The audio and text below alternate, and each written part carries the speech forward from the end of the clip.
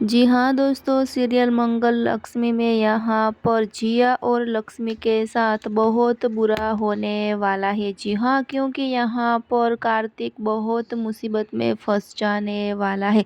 लेकिन यहाँ पर लक्ष्मी हार नहीं मानने वाली और जिया के साथ आमना सामना करने वाली है लक्ष्मी। जी हाँ दोस्तों, आगे सीरियल में धमाकेदार ट्विस्ट भी आने वाला है कि यहाँ पर जिया कार्तिक को छोड़ के चली जाने वाली है और सब घर वाले के सामने डिवोर्स देने वाली है। जी हाँ, आप हमें कमेंट करके ज़रूर बताना कि जिया को ऐसा करना चाहिए कि नहीं। जी हाँ, फिलहाल लिए बस इतना सा दोस्तों। आगे देखने के लिए जुड़े रहिए, सब्सक्राइब और कमेंट करके हमें ज़रूर बताना कि जिया और कार्तिक की जोड़ी अच्छी लगे है कि लक्ष्मी और कार्तिक की जोड़ी अच्छी लगे है। जी हाँ दोस्तों, फिलहाल लिए बस इतना सा। आगे देखने के लिए जुड़े रहिए हमारे चैनल पर।